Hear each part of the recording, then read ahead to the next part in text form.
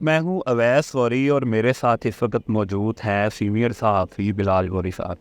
ہم ڈسکشن کر رہے تھے سپوت ڈھاکہ پر. ماہ دسمبر چل رہا ہے, ہم اس کو ماہ ستمبر کے نام سے جانتے ہیں. تو میں نے کہا آپ کو بھی اس ڈسکشن میں شریک کیا جائے. تو بلال بھائی, یہ کیا وجہ تھی جنرل نیازی کیوں ڈھاکا گیا تھا؟ کیا اس کے پاس کوئی آپشن نہیں تھی؟ کیا اس کو حالات کی سنگینی کا اندازہ نہیں تھا؟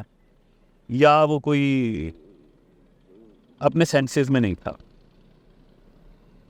دیکھیے, بہت سے لوگوں کا یہ خیال ہے کہ جنرل نیازی جو ہے وہ بیچارہ مظلوم انسان ہے. وہ ایک ایسی جگہ, آپ بھی جو کہہ رہے تھے تھوڑی دیر پہلے کہ جو ایک ایسی جگہ پھنس گیا تھا جہاں اس کے پاس کوئی دوسری آپشن نہیں تھی, کوئی راستہ نہیں تھا. وہ بیچارہ کیا کرتا, اس کے اختیار میں کچھ نہیں تھا, یہ ہونا ہی تھا. یہ اس طرح کا آرگومنٹ جو ہے نا وہ بہت سارے لوگ وہ دیتے ہیں.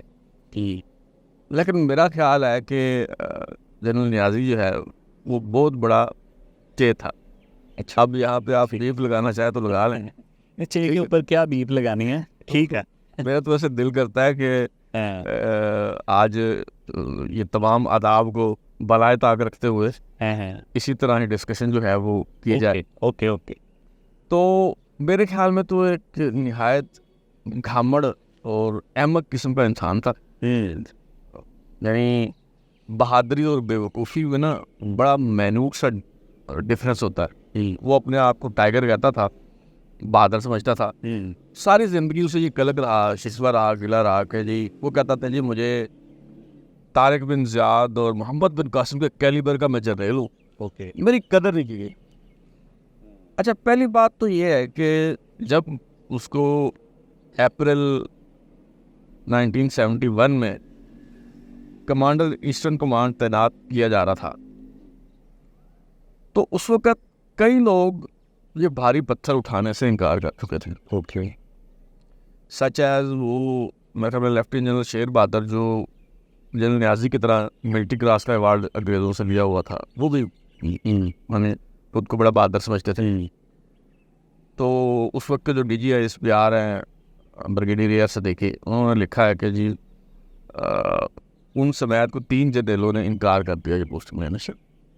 جنرل نیازی کو بلایا جو اس وقت کے چیف آف سٹاف تھے, جنرل جی ایچ کیو میں تھے جنرل عبدالحفیظ خان. نیازی صاحب اس وقت جی ایچ کیو میں تھے نا. جی ایس کیو بلایا انہیں نا. ہاں, اچھا, جی ایس کیو بلایا انہیں. اچھا, اس جو چیف آف سٹاف تھے, ابھی یہ جو ہمارے یہاں فی الحال جو منصب ہوتا ہے نا سی جی ایس جس کو کہتا ہے چیف آف جنرل سٹاف, جی, تو ایکچولی اس وقت اس کو چیف آف سٹاف کہتے تھے. اوکے. تو انہوں نے بلایا اور انہوں نے کہا جی آپ کو ہم پوسٹ کر رہے ہیں. اور حالانکہ یہ جونیئر تھے, اس وقت 12ویں نمبر پہ تھے جنرلوں میں سینیرٹی کے اعتبار سے. اچھا, انہوں نے کہا جی ٹھیک ہے جی میں تیار ہوں. یہ وہاں اٹھ کے منہ اٹھا کے چلے گئے. ان کو اندازہ ہی نہیں تھا کہ صورتحال کیا ہے, یا انہوں نے سمجھنے کی کوشش ہی نہیں کی. اچھا چلے, آپ نے ایک چیلنج قبول کر لیا, میں ان کو فل مارکس دیتا ہوں. ٹھیک ہے. وہاں جانے کے بعد اب ایک جو اگر ان میں کوئی عقل نام کی کوئی چیز ہوتی, پہلی بات تو یہ ہے کہ یہ بڑکے نہ مارتے. اب یہ کبھی کہتے ہیں ہم آسام پہ قبضہ کریں گے, کبھی کہتے ہیں جی میں کلکتہ پہنچوں گا ایک دن دیکھنا, کبھی کہتے ہیں G over by dead body میری چھاتی پہ گزر کے ٹینک جو ہے ڈھاکے پہ داخل ہوں گے, کبھی کہتے ہیں آخری گولی آخری سلائی تک لڑوں گا. یہ بڑکے نہیں مارنی چاہیے تھی صورتحال کے مطابق. اچھا, اگر وہ ایک انہوں نے ایکسپیکٹیشنز ہائی کر دی تھی یہ باتیں جو ہیں وہ کر کے, اچھا پھر انہیں چاہیے تھا کہ یحییٰ خان نے جو بھی تار بھیجا ہے وہ انہیں چاہیے تھا کہ پھر وہ لڑ مر جاتے آخری وقت تک جو ہے وہ مقابلہ کرتے, اور چاہے وہ پھر مارے جاتے یا شہید ہوتے یا غازی ہوتے, ہر دونوں صورتوں میں تاریخ میں ان کا اتنا بڑا نام ہوتا کہ پھر واقعی طارق بن زیاد اور محمد بن قاسم کے ساتھ ان کے پاس ڈسکریشنل پاورز بھی تھیں کہ وہ اپنے جو آرمی کے اس وقت سربراہ تھے اور مارشل ایڈمنسٹریٹر تھے, وہ ان کا حکم بھی ڈال سکتے تھے. وہ کہہ سکتے تھے کہ میں بات آپ کو کہتا ہوں, حکم پہ تھوڑی سی میں کر دوں تصحیح. اب یہ کہا جاتا ہے کہ یحییٰ خان نے انہیں حکم دیا کہ سرنڈر کر دو. اور جنرل نیازی بھی یہ طویل پیش کرتا ہے کہ جی مجھے جب کمانڈر ان چیف نے کہہ دیا تو میرے پاس آپشن کیا تھا. جب یہ آخری تار بھیجا گیا تو یہ جتنی بھی کتابیں آپ پڑھ کے دیکھ لیں, وہ میجر جنرل ڈاکٹر فرمان علی کی کتاب ہے ہاؤ پاکستان گاٹ ڈیوائیڈڈ, یا آپ حمود الرحمان کمیشن رپورٹ پڑھ کے دیکھ لیں. ایڈمرل شریف جو وہاں پہ نیوی کی نمائندگی کر رہے تھے نا, انہوں نے وہ جو وہاں کمانڈر ایسٹرن کمانڈ کے ہیڈ کوارٹر میں جب اس پہ ڈسکشن ہو رہی تھی, انہوں نے کہا کہ کمانڈر ان چیف نے حکم نہیں دیا, اجازت دی ہے. اس میں ڈفرینس ہے کہ اگر آپ چاہیں, مناسب سمجھیں تو آپ کو اجازت ہے, آپ ہتھیار ڈال سکتے ہیں. انہوں نے حکم نہیں دیا. اچھا, ایون اگر حکم بھی دیا ہوتا, اس پہ حمود الرحمان کمیشن میں مختلف جو آرمی افسرز تھے ان کا یہ ٹیک تھا کہ دا مومنٹ کمانڈر آپ کو آرڈر کرتا ہے کہ آپ ہتھیار ڈال دیں, وہ کمانڈر رہتا نہیں, وہ کمانڈر ان دیتا. ٹھیک ہے. دوسری بات یہ ہے کہ وہ کمانڈر ان چیف جو پنڈی اسلام آباد میں بیٹھا ہوا ہے, اسے پتہ ہی نہیں گراؤنڈ آن گراؤنڈ سچویشن کیا ہے, اسے تو آپ بتا رہے ہیں نا. ٹھیک ہے. اور آپ ایگزیجریٹ کر رہے ہیں, جس طرح جنرل محمود جو D G I S I تھا 9/11 کے وقت, اس نے ایگزیجریٹ کیا. وہ امریکہ میں تھا, وہ اس نے آ کے بتایا کہ جی امریکیوں نے کہا ہے ہم تو آپ کو پتھر کے زمانے میں دھکیل دیں گے. اور بعد میں کولن پاول کہتا ہے میں نے تو دھمکی نہیں دی, رچرڈ آرمسٹرانگ کہتا ہے میں نے تو کہا ہی نہیں ہے. انہوں نے محسوس کر لیتے ہیں نا یہ دھمکی چل میں باتیں ہوتی ہیں, اس کو محسوس کر لیتے. نیازی نے بھی کہا کہ جی وہ تو ڈھاکہ پہ بمباری کرنے لگے ہیں, وہ تو. اور حمود الرحمان کمیشن رپورٹ میں یہ آرگو کیا گیا کہ ریمارکس دیے گئے کہ وہ تو ایک سیویئر کے طور پہ, نجات دہندہ کے طور پہ بنگالیوں کے لیے آ رہے تھے جو انڈینز سے, وہ ڈھاکہ پہ بمباری کر کے تو اپنا امیج کیسے خراب کر سکتے تھے. اچھا سر جی, جو مجھے اس کی تھوڑی سی ہے نا, ایک تو جنرل نیازی جو تھا اس کو جو ملٹری کراس ملا تھا نا, اس نے جاپانیوں کے خلاف برما کا محاذ تھا, وہاں پہ اس نے شاندار بہادری کا مظاہرہ کیا تھا. وہ اکیلا بندہ نکلا تھا, اس نے گرنیڈ ہاتھ میں پکڑے تھے اور اس نے نا وہ جو بنکرز تھے ان کے اوپر بس مارے اور تباہی پھیلانی تھی اس کے اندر. دوسرا سر جی, جو ڈھاکہ کا ایکچولی ہم تو نیازی سے شروع ہوئے کہ آیا وہ کس اسٹیٹ آف مائنڈ میں تھا, لیکن اگر ہم کور سے سٹارٹ کریں, نیازی پہ تھوڑا دے دوں آپ کو. پھر ہم دیکھیں, کہا جاتا ہے کہ جنرل نیازی جو ہے وہ موسٹ ڈیکوریٹڈ افسر تھا پاکستان آرمی کا. اس کو 18 تمغے ملے ہیں. 18 تک, ٹھیک ہے. اچھا, اور اس میں ملٹری کراس جو سب سے بڑا فوجی اعزاز تھا ہندوستانیوں کے لیے جامع پاکستان سے پہلے, وہ بھی ملا. لیکن یہ تمغے کیسے ملے اس کا آپ اندازہ یوں لگائیں کہ نیازی صاحب کو 2 ہلال جرأت ملے ہیں. 71 کی جنگ جس میں انہوں نے سرنڈر کیا اور بڑی شرمناک شکست تھی, اس میں بھی انہیں ہلال جرأت ملا ہے. ٹھیک ہے. تو اس سے آپ اندازہ لگا لیں کہ یہ جو ہمارے جرنیل سینوں پہ نا یہ تمغے سجائے پھرتے ہوتے ہیں نا, یہ پتہ نہیں کس بات کے تمغے جو ہے وہ اسی سینوں پہ سجائے پھرتے ہیں. اچھا سر جی, 1952 21 فروری کا دن تھا ڈھاکہ میں, جہاں سے بیسیکلی ہم دیکھنے والوں کو تھوڑا سا آسان کریں کہ ایکچولی سقوط ڈھاکہ انیشیٹ کہاں سے ہوا عملی طور پہ. ٹھیک ہے, وقت کرتا ہے, حادثہ ایک دم نہیں ہوتا. تو 1948 میں یہ جو اس طرف مغربی پاکستان کے لیڈرز تھے, انہوں نے کہا تھا کہ جی اردو جو ہے وہ ہماری قومی زبان ہوگی. شیخ مجیب جو تھے وہ اس وقت جو ان کی اسٹوڈنٹ تنظیم تھی اس کے سربراہ تھے, اور ان کو انہوں نے جیلوں میں بند کر دیا احتجاج کے اوپر. 19 پوری دنیا میں آج بھی ایک دن منایا جاتا ہے, عالمی دن برائے قومی زبان. وہ افسوس کے ساتھ اس دن کی یاد میں منایا جاتا ہے جب ہم نے بنگالیوں کو بولی کی زبان میں سمجھانا شروع کیا تھا. مثال کے طور پہ 52 میں 21 فروری جب بنگالی نکلے روڈوں پہ, خواجہ ناظم الدین جو تھے انہوں نے دوبارہ ایک دفعہ کہا جی کہ بنگالیوں کو اردو کو ہی قومی زبان تسلیم کرنا پڑے گا. اور اس کے بعد انہوں نے گولیاں چلائی, تو پہلے دن کو 3 بندے پہلے دن فوت ہوئے, اور اگلے دن کوئی 4 سے 8 بندے فوت ہوئے 21 اور 22 فروری. اب بات یہیں سے کنٹینیو کرے گا, تھوڑا سا اس میں اضافہ کر دوں. جی نہیں, یہاں سے سٹارٹ ہوا ہے نا بنگالی زبان والا. ہاں, وہ اسی میں تھوڑا ایڈ کرتا ہوں, تھوڑا سا اور تھوڑا آپ کو چلے جا. جب قائد اعظم ایمن حیات تھے نا، قائد اعظم گئے ڈھاکہ. اوکے. اب وہ وہاں پہ ڈھاکہ یونیورسٹی میں تقریر کر رہے ہیں اور انہوں نے کہا کہ جو پاکستان کی قومی زبان ہے وہ اردو ہوگی. ٹھیک ہے. ٹھیک ہے. وہیں پہ جو آڈینس تھی، جو طالب علم تھے، جو بعد میں بڑے بڑے لیڈرز بنے پولیٹکس میں، وہیں پہ انہوں نے کہا کہ جی ہماری جو قومی زبان ہے وہ بنگالی ہوگی. اچھا، پھر یہ جو خواجہ ناظم الدین ہے، یہ اس کو لیڈ کر رہے تھے اس موومنٹ کو کہ بنگالیوں، یہ جو ہماری قومی زبان ہے وہ بنگالی ہوگی. اوکے. اچھا، لیکن جب وہ پرائم منسٹر بنے ہیں تو ان کا وہ ایک دم اچھا، وہ کوئی ادارے میں جب آتے ہیں تو پھر آپ کو کمپرومائز کرنا پڑتا ہے، اور پھر انہیں کرنا پڑا.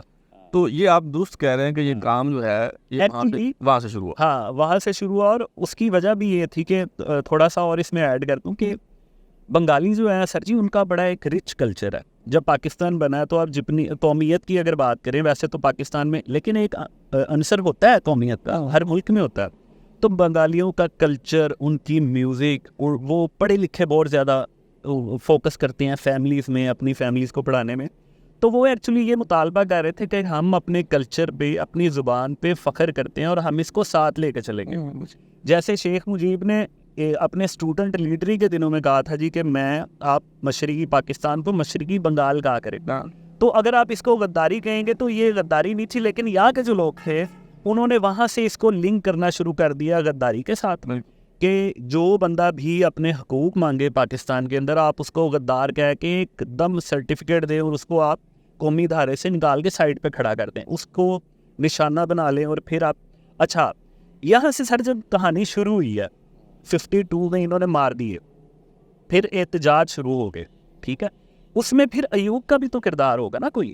مطلب ہم یہ تو نہیں نا کہہ سکتے کہ جب 71 میں بھٹو تقریریں کر رہا تھا تو اس کی شدید تقریروں کی وجہ سے مجیب الرحمان غصے میں آ گیا، تو مجیب الرحمان نے فلاں کر دیا، ان دونوں نے یہ کر دیا، تو جی سیاستدان پاکستان ٹوٹنے کے ذمہ دار ہیں.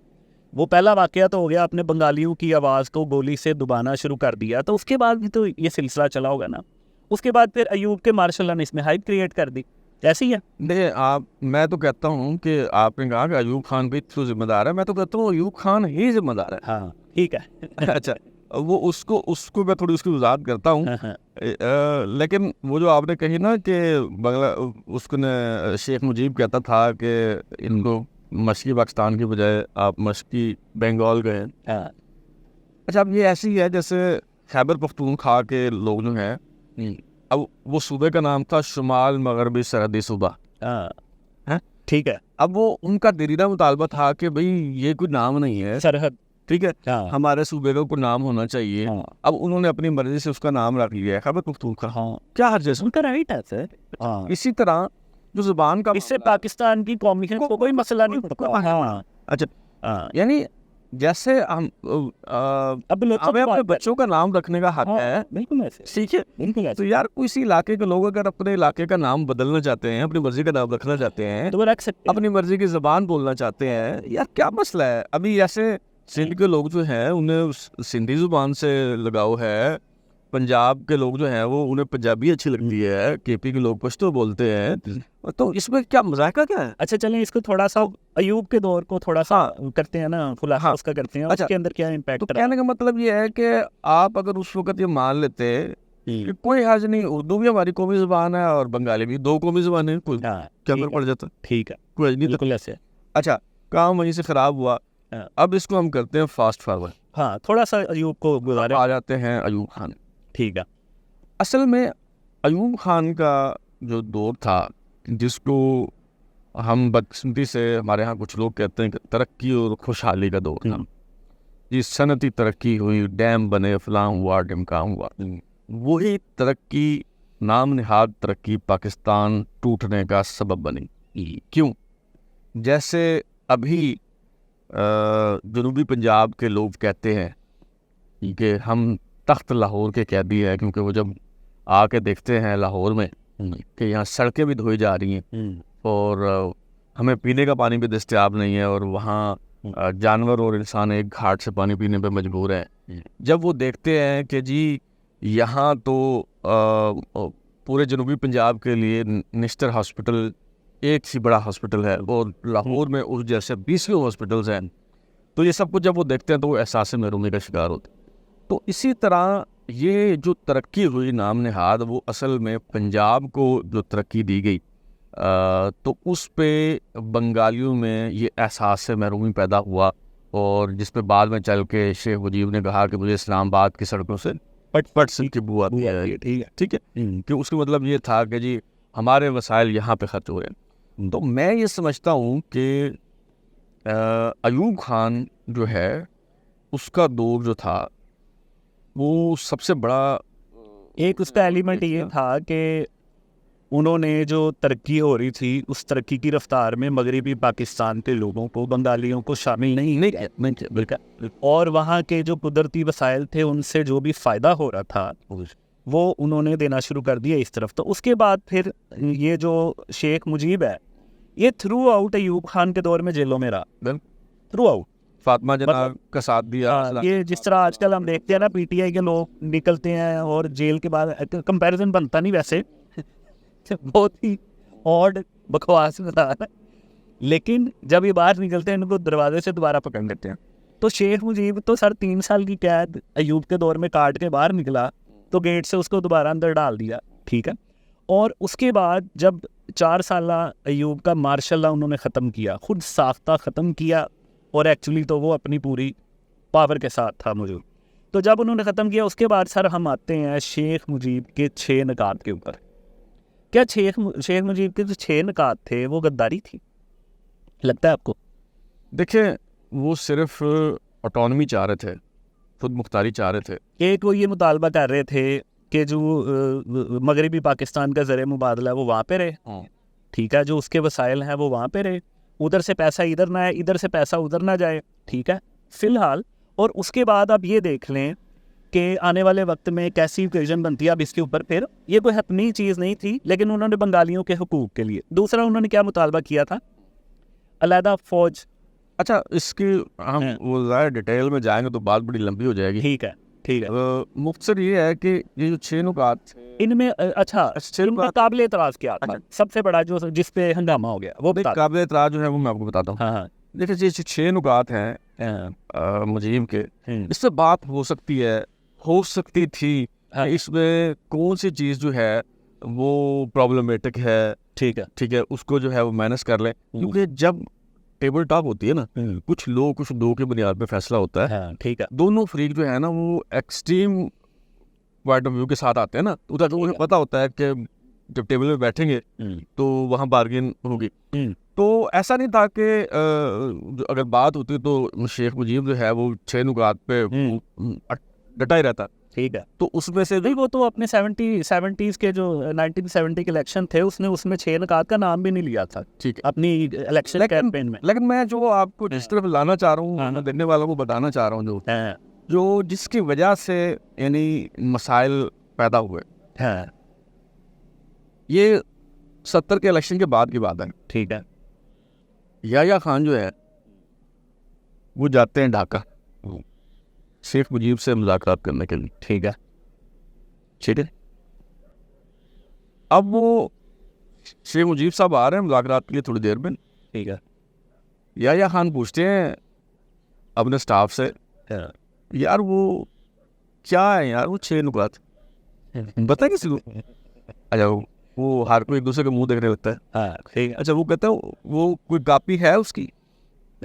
اچھا وہ ریکارڈ میں نہ تو ان کے پاس کسی فائل میں کوئی کاپی ہے، نہ کسی ان لوگوں کے پٹھے کو پتا ہے کہ وہ 6 نکات ہیں کیا. ٹھیک ہے، اور یہ مذاکرات کرنے جا رہے ہیں.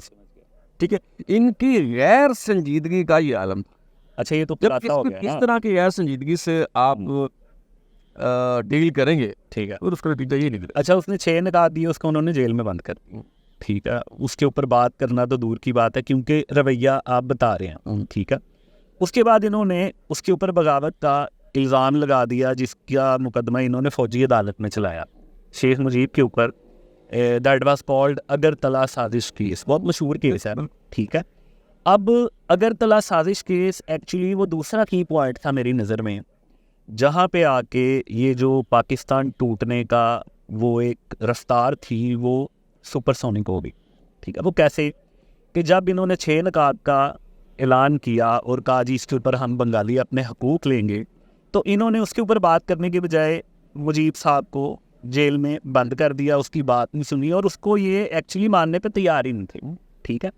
अगरतला साजिश केस का सर जी इतना भोंडा ड्रामा था, इतना अजीबोगरीब केस था। मैं थोड़ा सा हाँ इंटरप्ट करूँगा आपको। हाँ अगर तो हम डिटेल में जाएंगे ना, हाँ तो फिर तो ये अच्छा, इसका मुझे सिर्फ अच्छा, एक तो ये थोड़ा बात मौका देना। नहीं फिर तो बात है ना, कंक्लूड करते हैं, लेकिन ये पॉइंट ना बहुत जरूरी मैं है। फिर तो बात ना, अब हम 6 बात को डिस्कस करेंगे, अगरतला साजिश के को डिस्कस करेंगे, तो ये ना एक हर इस मौजू पे ना ये हम ये की पॉइंट है बड़ा, ये मुझे मौका दें जरा, 2 घंटे नहीं, मुझे सिर्फ एक अच्छा, मिनट दें।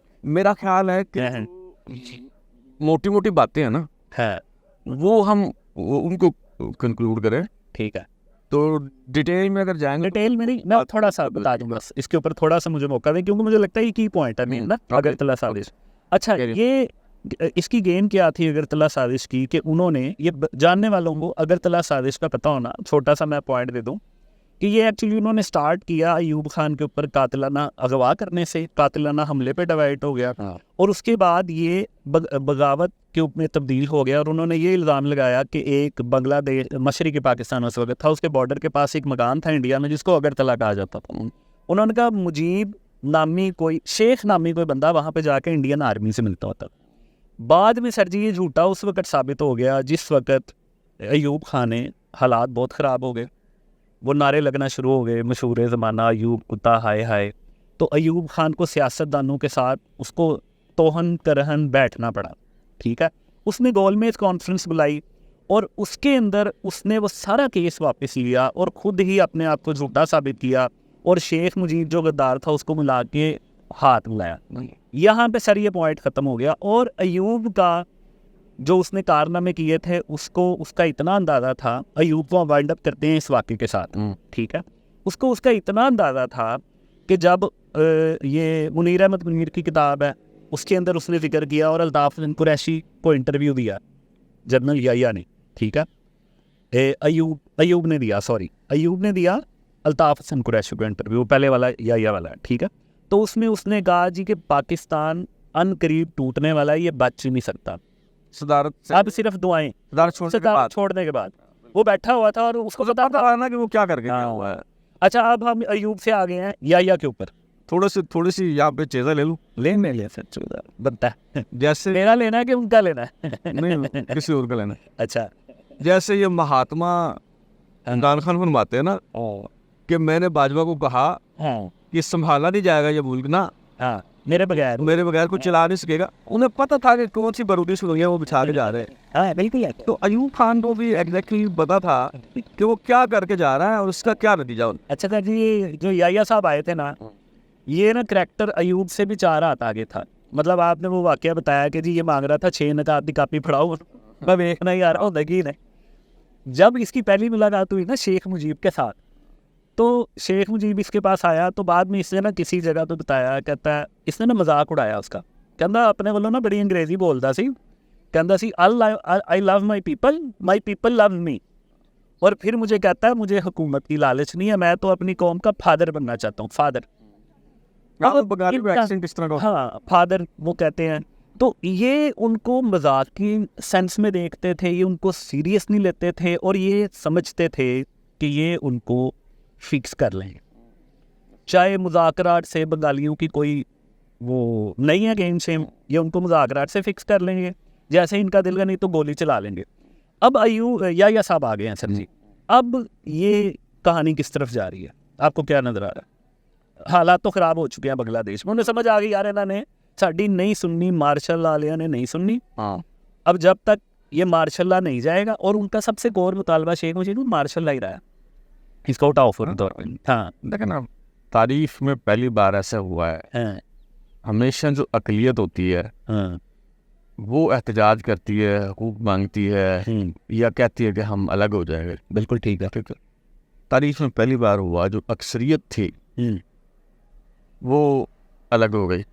वो तारीख में पहली बार ऐसा हुआ कि जिसके पास ज़्यादा सीटें थीं, जो लेजिटिमेट हुक्मरान था, اس کو ہم نے باغی قرار دے دیا. یعنی اصل میں وہ جو 70 کا الیکشن ہوا اور اس کے بعد اگر اسمبلی کا اجلاس ہو جاتا تو یہ کچھ بھی نہیں ہونا تھا. اچھا یہ کہتے ہیں اچھا کچھ نہیں ہونا تھا, کچھ نہیں ہونا تھا آپ کے خیال میں؟ یہ کہتے ہیں کہ جی شیخ نجیم جو ہے نا جی وہ بڑے, آپ کو نہیں پتا جی, بڑے خطرناک عزائم تھے. وہ اس میں اسمبلی کے پہلے اجلاس میں اس نے علیحدگی کا اعلان اللہ سے بندو کرنا تھا. وہ آخری وقت تک جیے بنگال جیے پاکستان کا نعرے لگاتا رہا. 7 مارچ کی تقریر میں, ٹھیک ہے, وہ کل ہم سن رہے تھے. ہاں اچھا پھر 25 مارچ کا آپریشن آپ کا سرچ لائٹ شروع ہو جاتا ہے. اچھا, اور وہ اسے کہتے ہیں جو یعنی جو ایجیٹیشن کر رہے تھے, جو اس تحریک چلا رہے تھے, جو ہاکس تھے, اسے کہتے ہیں کہ بھائی یہ ٹھیک ٹائم ہے, ابھی تو ہمارے خلاف آپریشن شروع ہو گیا ہے, تو آزادی کا اعلان کر دو. اچھا وہ پھر آزادی کا ہو گئی جی میری. ہاں اسی نہ سمجھا. اچھا تو وہ پھر جو ہے وہ اعلان نہیں کرتا. بڑھاپا آ گیا ایکچولی. ہاں اچھا تو بس کوئی گل نہیں, قوم بھی سو رہی ہے, لت بھی سو گئی, تو مسئلہ نہیں. اچھا تو مطلب میرا خیال ہے کہ اگر کوئی قیامت نہیں آ جانی تھی, اگر اسمبلی کا اجلاس ہو جاتا, شیخ مجیب متحدہ پاکستان کا پرائم منسٹر بن جاتا. لیکن مسئلہ یہ تھا, ایک تو ذوالفقار علی بھٹو صاحب جو ہے وہ ان کا پھر کوئی چانس نہیں تھا پرائم منسٹر بننا کا. ان کو وہ پرائم منسٹر یار ایک غلطی تو بھٹو صاحب کی تھی سر جی, کئی غلطیاں تھیں, ایک سب سے بڑی غلطی تھی لیکن کہ انہوں نے اپوزیشن کے بینچوں پر بیٹھنا قبول نہیں کیا. یہ ان کی بہت بڑی غلطی تھی سر. لیکن آپ اس کی وجہ سے ان کو یہ نہیں کہہ سکتے کہ انہیں پاکستان توڑیا ہے. ٹھیک ہے, ایکچولی تو پاکستان توڑا ہے آرمی نے پہلے نمبر پہ. دیکھیے آرمی میں نہیں کہوں گا, ہاں میں کہتا ہوں وہ کریکٹرز, میں کہتا ہوں کہ اس وقت جو حکمران تھا, سیاسی جرنیل جو تھے, ظاہر ہے وہ سب کی ذمہ داری ہوگی, لیکن جو بندہ ڈرائیونگ سیٹ پہ ہوتا ہے نا, وہ ٹیم کا کیپٹن ہوتا ہے, ٹرافی بھی اسی کو ملتی ہے اور جو بھی اسی کو پڑھتے ہیں. بالکل ٹھیک ہے. تو میں سمجھتا ہوں کہ جو سقوط پاکستان کا جو ذمہ دار ہے وہ جنرل یحییٰ خان ہے. اچھا اب بھٹو صاحب پہ تو اس کی ذمہ داری ڈالنا ایسے ہے جیسے آج کچھ ہو جاتا ہے, ٹھیک ہے, تو ہم کہیں کہ عمران خان جو ہے وہ ذمہ دار ہے. ٹھیک ہے, عمران خان نے اپنے دور میں 3 سال میں جو کنٹریبیوٹ کیا ہوگا, کیا ہے بالکل, اس کے اسباب اور نتائج ہو سکتے ہیں, لیکن اس وقت اگر کچھ ہوتا ہے تو جو اس وقت اسٹیئرنگ پوزیشن میں ہے وہ اس کا ذمہ دار ہے. جیسے سر نیازی کے اوپر مدعا پڑ گیا, بالکل تو وہ اسٹیئرنگ پوزیشن پہ بالکل ٹھیک ہے. اچھا وہ مدعا پڑ نہیں گیا, وہ مدعا بھائی اس نے خود لیا اپنے گلے, لیا بالکل ایسے اس نے لیا. یحییٰ خان نے جب ایوب خان سے ٹیک اوور کیا as a martial law administrator, اس نے انان اقتدار سنبھالی. اچھا وہ کہتا کہ بھائی پہلے ملک کا بڑا غرق ہو گیا ہے ماشاء اللہ کی وجہ سے, اور میں تو بھائی اپنی فوج کو سنبھالوں گا. سیاستدانوں کو کہتا آپ آؤ اور اپنا ملک سنبھالو, وہ سنبھالتے, اس کا کوئی حل نکالتے. بالکل ٹھیک ہے. لہٰذا میرے نزدیک تو نا, مجھ سے اگر آپ پوچھیں گے, غلطیاں تو سب کی ہیں, بہت سے لوگوں کی ہیں, اور بہت سے لوگوں پہ جزوی طور پہ اس کی ذمہ داری عائد کی جا سکتی ہے, لیکن سقوط ڈھاکہ کا اگر ایک کوئی ذمہ دار ہے تو وہ جنرل یحییٰ خان ہے. جنرل یحییٰ خان ہے جو اسٹیئرنگ, میری جو اس کے اوپر ہے ٹیک وہ یہ ہے کہ سقوط ڈھاکہ کا نمبر 1 ذمہ دار جنرل یحییٰ, نمبر 2, نمبر 3, نمبر 4, نمبر 5 سارے خالی. ٹھیک ہے. 6 7ویں نمبر پہ جا کے سیکنڈ کوئی ذمہ داری آتی ہے, وہ بھٹو پہ آتی ہے, اور اس کے بعد مجیب کا نام آتا ہے, کیونکہ کردار تو مجیب کا بھی ہے, وہ اس سینیریو میں موجود تھا. دیکھو میری بات سنیں, ہاں تعریف میں نا کبھی کوئی 2 نمبر یا 3 نمبر نہیں ہوتا. ٹھیک ہے, آپ مجھے بتائیں انٹینسٹی سر. آپ اچھا یہ بولشٹ ہے. اوکے, اب طارق بن زیاد کا سیکنڈ ان کمانڈ کون تھا, کسی کو پتا ہے؟ محمد بن قاسم کا سیکنڈ ان کمانڈ کون تھا, کو جانتا ہے؟ یار ہوتا نا یزید سی سم تھنگ, وہ محمد بن قاسم دا نہیں, یزید تے او کربلا نہیں, وہ دے نا دے ہو رہے بھی سانو بنی امیہ چل گیا سی, بنی امیہ دی حکومت سی, او دا جڑا کمانڈر سی نا, وہ سب میرے دے نیچے بھی آ گیا, لیکن گل تسی صحیح کر رہے ہو, میں بھی کر رہا یار. نہیں تو کی ہو گیا, میں گل صحیح کر رہا تو پھر لیکن اگر کمانڈر سینڈنگ بھی چاہیے ہو گل نہیں ہے تاریخ میں ہاں ٹھیک ہے وہ آپ ٹھیک 2 نمبر 3 نمبر نہیں ہوتا کہ پہلی اس پہ ہوتی ہے دوسری ایسے نہیں ہوتا. ہاں ٹھیک ہے ایک ہی بندے میں ذمہ داری عائد ہوتی ہے, ایک نہیں ہوتی ہے ایک ہی نام ہوتا ہے, بالکل ایسے جیت بھی اسی کے نام ہوتی ہے, ہار بھی اسی کے نام ہوتی ہے. بالکل ایسے ٹھیک ہے. اب یہ جیسے ڈھاکہ میں ہتھیار ڈالے ہیں ہاں تو اس کا جنرل امیر عبداللہ نیازی کا بھی کوئی سیکنڈ کمان تھا نا. اب مجھے اور آپ کو تو پتا ہوگا ظاہر ہے, آپ کسی سے پوچھیں کسی کو پتا ہے کون تھا؟ بالکل نہیں جنرل نیازی کو سب جانتے ہیں بالکل ایسے. اور دوسری بات ہے ٹکا جو بچر آف بنگال بنا اس نے کیسے کیسے کارنامے کیے لیکن وہ رائٹ ٹائم پہ نکل گیا وہاں سے. اچھا رائٹ ٹائم پہ وہ نکلا نہیں, نکالا گیا تھا اس کو, میرا خیال ہے کہ یہ بھی ایک بلنڈر تھا. اچھا اس کو نکالنا وہاں سے دیکھیں نا 25 مارچ کو آپریشن ہو رہا ہے, سرچ لائٹ آپریشن. ہاں ٹھیک ہے. اچھا اب جس نے جو فصل بوئی ہے اسی کو وہ کاٹنی چاہیے. اگر تو وہ آپریشن کا فیصلہ ٹھیک تھا اور اس کے نتیجے میں حالات بہتر ہوئے, یہ کچھ لوگ کہتے ہیں کہ جی نیازی تو جب وہاں گیا تو حالات بڑے سٹیبل تھے, بڑا جی وہ فوج نے معاملات سنبھال لیے ہوئے تھے, تو بھائی وہ یہ بھی ایسے نہیں تھا نا. اچھا نہیں میں تو بات کروں گا کہ بات کہیں جاتی ہے. اچھا تو بھائی بات یہ ہے کہ جس نے وہ حالات سنبھالے تھے اس کو سنبھالنے دینے تھے نا, پھر جس نے فصل بوئی تھی اسے ہی کاٹنے دیتے. سر وہ جو اس وقت کمانڈر تک فوجی دستوں کا جو سربراہ تھا نا وہ تھا جنرل خادم حسین راجہ. ایک ڈویژن کا کمانڈر تھا. نہیں 25 اور 26 مارچ فوجی دستوں کا 2 جو بندے تھے جنہوں نے امپلیمنٹ کروایا تھا آپریشن سرچ لائٹ, راؤ فرمان, جنرل راؤ فرمان اور میجر خادم حسین راجہ. نہیں ایسا نہیں, میں آپ کو اچھا ڈیفر کروں گا. ٹھیک ہے.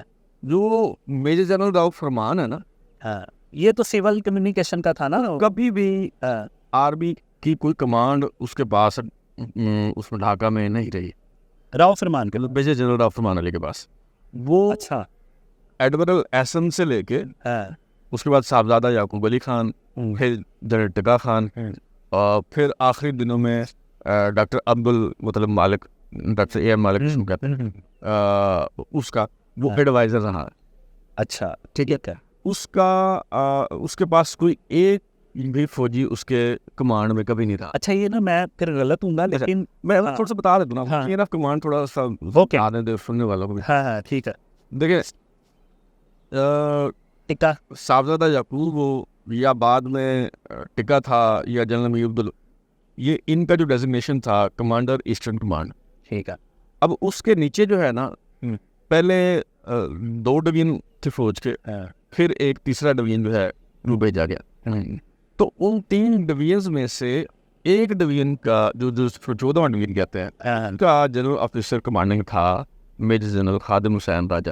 ٹھیک ہے. اور جب یہ آپریشن ہوا ہے سرچ لائٹ اس وقت میرے خیال میں 2 ڈویژن فوج تھی, ایک ڈویژن جو ہے وہ بعد میں بھیجا گیا. تو اچھا کہنے کا مطلب یہ ہے کہ اس وقت آپریشن سرچ لائٹ کے وقت 2 ڈویژن تھے, 2 میجر جنرلس کو کمانڈ کر رہے تھے. جب امیر عبداللہ نیازی صاحب بنے ہیں اس وقت ان کے نیچے 3 میجر جنرل جو ہے. ٹھیک ہے. تب فوج کی تعداد بڑھ گئی تھی نا. اچھا میں تھوڑا سا اپنی وہ شیئر کر دوں, might be am wrong. Dhaka میں جو سارا فوجی آپریشن تھا نا, آپریشن سرچ لائٹ, وہ دیا گیا تھا میجر راؤ فرمان کے انڈر. ڈھاکہ میں جتنی بھی کاروائیاں ہونی تھی نا, ایون یہ جو جانی تھی اس کے گھر شیخ مجیب کو گرفتار کرنے کے لیے آپریشن, وہ جہاں تک آپریشن سرچ لائٹ کی ڈیٹیل میرے مائنڈ میں ہے, مائٹ بی ایم رونگ, وہ میجر راؤ فرمان کر رہا تھا. اور باقی ڈھاکہ سے باہر جتنی فوجی ایکٹیویٹیز تھی نا آپریشن سرچ لائٹ کی, وہ کر رہا تھا یہ خادم حسین راجہ. اچھا پوائنٹ پہ لینا سر, آگے چلتے ہیں. اچھا اصل میں نا ایکچولی چیزیں غلط چلی جائے گی نا تو ٹھیک ہے. دیکھیں جس بندے کے پاس جو ہے نا وہ کوئی کمانڈ نہیں ہے نا, اوکے ٹھیک ہے, اس کو کیسے آپریشن کا انچارج بنایا جا سکتا ہے نا. ٹھیک ہے. دیکھیے جو مثال کے طور پہ جب بھی ہمارے یہاں ٹیک اوور ہوتا ہے, ٹھیک ہے, تو راول پنڈی کور یہ 10 کور کے انڈر جو 111 بریگیڈ ہے, اب وہ جو ہے وہ اس کو ان احکامات پہ عمل کرتی ہے اور کو کرتی ہے. ٹھیک ہے. اچھا اب جو بندہ مثال کے طور پہ وہاں جی ایس ٹو میں کوئی بھی اس کی پوسٹنگ ہے, کوئی بھی لیفٹیننٹ جنرل بیٹھا ہوا ہے, اب وہ لیفٹیننٹ جنرل تو ہے 3 اسٹار رینک میں, وہ ہے ایک افسر, لیکن وہ کسی بریگیڈ کو, کسی بٹالین کو, کمانڈر کو یا بریگیڈ کمانڈر کو یہ آرڈر نہیں کر سکتا کہ آپ یہ کریں. چلیں اس کو ہم کر لیں گے, وہ میں سمجھ گیا. ٹھیک ہے, اچھا تو وہ جو آپریشن تھا نا, ہاں وہ یعنی اس کی ہیرارکی یہی تھی کہ اوپر جو ٹکا خان ہے, ہاں بالکل ایسے, نیچے اس کے ڈوئنگ کمانڈرز ہیں, جے او سی ہیں, ٹھیک ہے, اور وہ آپ خادم حسین راجہ کی کتاب پڑھے نا, تو اس میں اس نے ایون وہ جو شیخ مجیب کے گھر وہ جو گرفتار کرنے کی ٹیم گئی ہے, وہ اس کا سارا اس نے بتایا کہ جی فلاں میجر بلال اس کا تھا, لکھیے. وہ ظاہر عالم جو تھا کیپٹن تھا, یہ 2 بندے تھے, 3 ٹرکوں میں بس. اچھا وہ جو بات کسی اور طرف نکل گئی. ایکچولی یہ میجر خادم راجہ نے اپنی کتاب میں لکھا ہے, اس نے بتایا کہ جی یہ وقتی کامیابی تھی جو آپریشن سرچ لائٹ کے نتیجے میں ہوئی تھی. ٹھیک ہے, یہ کوئی ایسی کامیابی نہیں تھی جس میں انہوں نے بہت کنٹرول کر لیا تھا اور چیزیں, وہ وقتی طور پہ انہوں نے دبا لیا تھا. اور وہ دوسرا, اور نیازی جو ہے, نیازی نے بھی اپنی کتاب میں یہی چیز لکھی ہے. اس نے کہا کہ جب میں وہاں پہ گیا ہوں تو فوج منتشر تھی, ٹھیک ہے, اور ہم اپنے ہی ملک میں تنہا رہ چکے تھے, یہ اس کے الفاظ تھے اس میں. تو وہ جو آپریشن سرچ لائٹ تھا, نہ ٹکا خان, اور ٹکا خان کو جو نکالا گیا تھا, میرا اس پہ جو خیال ہے وہ یہ ہے کہ ٹکا خان کو اسی لیے نکالا گیا تھا سر جی, کہ ٹکا خان سے جو کام لینا تھا وہ لے لیا گیا. اب بنگالی جو تھے وہ بہت بری طرح ریزسٹ کر رہے تھے. خانہ جنگی کا ایکچولی آپریشن سرچ لائٹ کے بعد آغاز ہو چکا تھا, ٹھیک ہے, اور اب جو بنگالی تھے وہ مسلح ہو چکے تھے. مکتی باہنی انڈیا کی سپورٹ کے ساتھ اپنی پوری پار میں آ رہی تھی, تو جنرل ٹکا خان جو تھا اس کو نکالنا ہی بنتا تھا وہاں سے. اچھا میں اس پہ کوئی آخری بات کرتا ہوں, پھر اس کو کرتے ہیں. دیکھیں میرا خیال ہے کہ جو فوجی آپریشن ہوتا ہے نا, وہ ہمیشہ ہی عارضی بندوبست ہوتا ہے. وہ ایک دراصل آپ کو نا موقع فراہم کرتا ہے, وہ کبھی بھی مستقل حل نہیں ہوتا. کہیں بھی کوئی فوجی آپریشن اٹھا کے دیکھ لیں, جیسے سری نگر میں ہے, کشمیر, مقبوضہ کشمیر میں, یار ہمارے ملک میں بھی ہم طالبان کے خلاف جو آپریشن کرتے ہیں, ہماری فوج کرتی ہے, اگر اس فوجی آپریشن کے بعد وہاں پہ جو سول گورنمنٹ ہے وہ ایکٹیو نہ ہو, معاملات کو سیاسی انداز میں حل کرنے کی کوشش نہ کی جائے, تو حالات پھر ویسے کے ویسے ہو جاتے ہیں. ٹھیک ہے, ٹھیک ہے. تو جو 25 مارچ کا آپریشن سرچ لائٹ تھا وہ بھی ظاہر عارضی انتظام تھا.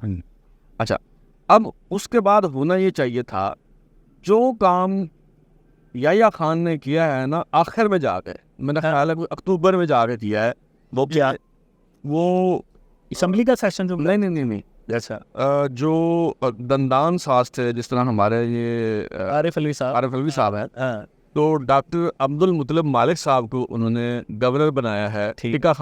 ٹکا خان سے صرف اپریل میں جو فوج کی کمانڈ ہے وہ واپس لی گئی ہے, ان کی جگہ امیر عبداللہ نیازی کو بنایا گیا. ٹھیک ہے, چیف مارشل ایڈمنسٹریٹر بھی وہی تھے, گورنر بھی وہی رہے ہیں اکتوبر تک. ٹھیک. اچھا جب ان کو ہٹایا نا کمانڈ سے, ان سے گورنر بھی لے لینی چاہیے تھی, ان کو واپس پاکستان بلا لینا چاہیے تھا. ڈاکٹر عبد المطلب کو جس طرح بنایا ہے, اس طرح کے کسی بندے کو اسے گورنر بنا دیا جاتا. اچھا اور پھر وہاں کے لوگ یہ کہہ رہے تھے جو حالات سے واقف تھے, میجر جنرل فرمان علی بھی کہہ رہا تھا, شاید جنرل نیازی نے بھی یہ کہا کہ جی عام معافی کا اعلان کر دیں. یہ اعلان اگر اپریل میں کر دیا جاتا اور سیاسی تبدیلی آ جاتی تو شاید کو حالات بہتر ہو سکتے تھے, اور شیخ مجھے بار بھی ہوتا تو. اچھا یہ اعلان وہ جب اکتوبر میں ڈاکٹر اے ایم مالک کو بنایا ہے گورنر, تو انہوں نے جا کے اعلان کیا ہے, یہ یعنی سپوت پاکستان سے 2 مہینے پہلے. ٹھیک ہے, تو اس وقت اتنا پانی گزر چکا تھا پلوں کے نیچے سے, اس وقت تو بہت ہی بری صورت ہے, اس کا پھر کوئی فائدہ نہیں ہوا, اس وقت تک لگ چکی تھی. ٹھیک ہے, اور لگ چکی. ہاں تو یہ اگر تھوڑا سا پہلے کر لیا جاتا تو بس اس میں آخر میں پھر کہنے کو یہی بجا. ایک اور پوائنٹ کے بٹ کے یہ کر لیا جاتا وہ شیخ مجیب مارچ میں انہوں نے پکڑا تھا, اور دسمبر میں جب بھٹو نے جا کے پاکستان ہوتا ہے, جب بھٹو صاحب سول مارشل ایڈمنسٹریٹر بن گئے, یہ لاسٹ ایک بات بتا رہا ہوں, تو وہ بھی اگر باہر ہوتا نا شیخ مجیب, تو وہ سر صورتحال کور کر لیتا. اسے اتنے مہینوں انہوں نے اندر رکھا. بنگلہ دیش کا سب سے بڑا, پاکستان کا سب سے بڑا سیاستدان اس وقت, جس نے سب سے زیادہ 164 میں سے 1970 کے الیکشن میں 162 نشستیں لی, اور وزیر اعظم بننے کا اس کے پاس آئینی اختیار تھا, منتخب وہ وزیر اعظم تھا. اس کو انہوں نے ڈال دیا مارچ میں اندر پاکستان کے سب سے بڑے رہنما کو، اور دسمبر میں جب سپوت ڈھاکہ ہو گیا تو پھر بھٹو صاحب اس کے پاس جا کے کہتے ہیں، بڑی مزیدار یہ شارٹ سی بات ہے، اس کے بعد وائنڈ اپ کرتے ہیں، اس کو جا کے جب اندر گئے تو شیخ مجیب کہتا ہے آپ کدھر؟ اس نے کہا جی میں سول مارشل ایڈمنسٹریٹر ہوں اور میں پاکستان کا حکمران بن چکا ہوں۔ تو اس نے کہا تمہیں کب سے فوج نے جرنل بنا دیا؟ اور اس کے بعد جب انہیں بتایا گیا کہ پاکستان دو لفت ہو گیا تو کچھ لوگ کہتے ہیں وہ زاروں قطار رونا شروع ہو گئے، اور کچھ لوگ کہتے ہیں وہ صدمے سے بیٹھ گئے اور انہیں بڑا دکھ، اور پھر بھی وہ کہتے رہے مجھے ٹی وی پہ لے جو، حالانکہ اس وقت کچھ نہیں ہو سکتا تھا۔ تو سر میرا خیال ہے وائنڈ اپ کرتے ہیں۔ بالکل ٹھیک ہے، وہ آخری ملاقات ہے نا، ہاں وہ ایک دونوں ایک دوسرے کو دھوکہ دے رہے تھے، دونوں ہی ہاں دونوں ڈرامے بازی کر رہے تھے، شوخہ بازی کر رہے تھے، اس وقت کچھ نہیں ہو سکتا۔ بھٹو نے بھی اس سے ہی کہا تم میرے بھائی ہو، تم ایسے کرو ویسے کرو، ہم سنبھال لیں گے، ایسا کریں، یعنی حالانکہ اس بات کا کوئی امکان نہیں تھا۔ اور شیخ مجیب نے بھی یہی کہا کہ ہاں میں جا کے دیکھ رہا ہوں، میں یہ کروں گا، میں وہ کروں گا، ہم کوئی فیڈریشن کا سسٹم کو بنا لیں گے، ایسے کر لیں گے، ویسے کر لیں گے، کچھ کریں، یہ ایک یونٹ رکھنے کے لیے۔ تو میرا خیال ہے وائنڈ اپ کرتے ہیں۔ آپ لوگوں نے ہماری بات کو سنا، ہم نے کوشش کی ہے کہ 71 کا جو تناظر ہے اس میں ہم آپ کو کچھ حقائق بتائیں۔ ظاہری بات ہے اتنی شارٹ سی ایک ویڈیو میں ہم سارے حقائق نہیں بتا سکتے، تو آپ اپنا بہت خیال رکھیں، اسی طرح کی کسی سلسلے میں دوبارہ ملیں گے۔